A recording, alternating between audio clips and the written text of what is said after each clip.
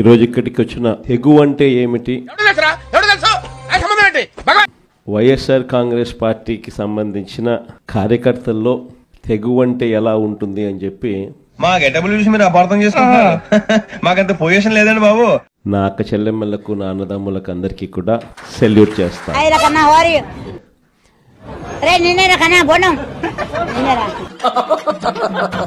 ఈరోజు మనము యుద్ధ వాతావరణంలో ఈరోజు ఆంధ్ర రాష్ట్రంలో ప్రజలు బ్రతుకుతా ఉన్న పరిస్థితులు కనిపిస్తాయి. నాటకాలు చాలా చూసాములే మేము. ఇలాంటి పరిస్థితుల మధ్య ప్రజాస్వామ్యాన్ని ఖూనీ చేయడం, అలాంటివి మీరు మాట్లాడితే కామెడీగా ఉంటదా? వాళ్ళు కట్టే కరెంటు బిల్లు ఒక ఇంట్లో ఒక అపార్ట్మెంట్, నాకు అర్థం కాలేదు సార్. ఒక ఇంట్లో ఒక అపార్ట్మెంట్, అపార్ట్మెంట్లో రెసిడెన్షియల్ అపార్ట్మెంట్ కట్టే కరెంటు బిల్లు, అపార్ట్మెంట్లో రెసిడెన్షియల్ అపార్ట్మెంట్ కట్టే కరెంటు బిల్లు అంత సులువు కాదు. పిచ్చి బాగా ముదిరిపోయిందిరా మీక. ప్రజల్లో వ్యతిరేకతను గొంతు పట్టుకొని నలపడం అంత సులభం కాదు. ఇచ్చిన మాటను, మేనిఫెస్టోలో చెప్పిన మాటలను నిలబెట్టుకోకపోతే నీ తోలు తీస్తాం. ఏం చేస్తావరా? చంపుతావా? నరుకుతావా? ఏం చేస్తావరా? ఏం చేస్తావు అని నన్ను కన్ఫ్యూజ్ చేయకండి సార్. ఏదో ఒకటి చేసేయగలను.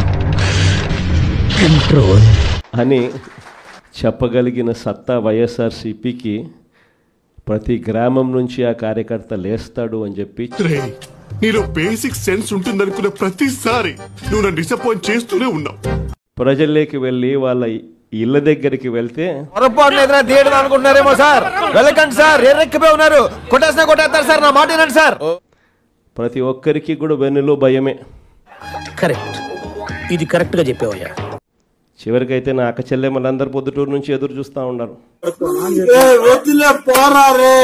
ఏదో ఉచితంగా బస్సు వస్తుంది, ఏదో విశాఖపట్నం పోయి రావచ్చు కదా, పొద్దున పోయి సాయంత్రానికి వెనక్కి రావచ్చు కదా అని చెప్పి. తమ్ముడు, నీకేదో కిరికిరి పంచాయతీ పెట్టాను సార్ కోరుకున్నట్టున్నది. అదేం జరగదు, నువ్వు దురాశ పడకు, ఊకోయిగా సార్. నీ ఉద్దేశం నాకు అర్థమైతా ఉంది, నువ్వు ఎందుకు మాట్లాడుతున్నావు నాకు తెలుస్తా ఉంది. అంటే చిన్న చిన్నవి కూడా పట్టించుకోవడంలా, దానికి కూడా దిక్కులేని పరిస్థితిలో ఈ రోజు రాష్ట్రంలో పరిపాలన సాగుతాం. హ్యాపీరా? మనం నాశనం అయిపోయినా పర్వాలేదు, పక్కాడు బాగుపడకూడదు. అదేరా మన ఇండియన్ సైకాలజీ. ఉచిత పంటల బీమా గాలికి ఎగిరిపోయింది. వ్యవస్థలు పూర్తిగా అధ్వానమైన పరిస్థితులకి నీరు గారి. రూపాయికి ఇడ్లీ వస్తుందో రాదో నాకు తెలియదు, కానీ చంద్రబాబు నాయుడు హయాంలో మాత్రం ఉర్సా లాంటి ఊరు పేరు లేని కంపెనీలకు 3,000 కోట్ల రూపాయలు మాత్రం డబ్బులు దోచిపెట్టి నాకింత నీకింత అని పంచుకునే కార్యక్రమం. ఆ మాట నువ్వు చెప్పకూడదు. ఎందుకు చెప్తున్నావు? ఆ మాట నువ్వు చెప్పకూడదు. లెఫ్ట్, రైట్, సెంటర్ రాష్ట్రాన్ని దోచేస్తా ఉన్నారు. ఈ ఫీల్ టవర్ అంత పెరిగాడు, ఇంత బ్రెయిన్ కూడా లేదు. బాడీ పెరిగిందే గానీ లోపలేం లేదు. జగన్ ఉంటే బట్టలు నొక్కుతాడు. మొదటి దానికి మొగుడు లేడు, కడదానికి కళ్యాణం అని నేరుగా ప్రతి అక్క చెల్లెమ్మ కుటుంబానికి నేరుగా పోతుంది. నీ అవతారం చూసుకున్నావా చెప్పి ఎలక్షన్లప్పుడే నేను మొత్తుకొని చెప్పిన ఆ రోజు చంద్రబాబు నాయుడు నమ్మడము అని అంటే చంద్రముఖిని నిద్ర లేపడమే అని చెప్పిన. కూసేగాడిది వచ్చి మేసేగాడిదని సెడదే అదే సెడగొట్టిందని చెప్పింది. నేను ఆ రోజు ఎన్నికలప్పుడు నేను చెప్పిన ఆ మాటలు కన్నా ఎవరైనా వింటే